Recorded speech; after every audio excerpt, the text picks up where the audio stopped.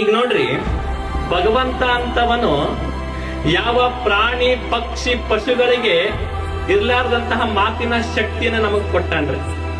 ಈಗ ಒಂದು ಕಾಗೆಯನ್ನ ನೋಡ್ರಿ, ಕಾಗೆ ಕ ಎಂಬ ಶಬ್ದ ಅಷ್ಟೇ ಗೊತ್ತೈತಿ, ಕಾಕ ಅಂತೇಳಿ ತನ್ನ ಬಳಗವನ್ನೆಲ್ಲವನ್ನು ಕರೆಯುತ್ತೆ.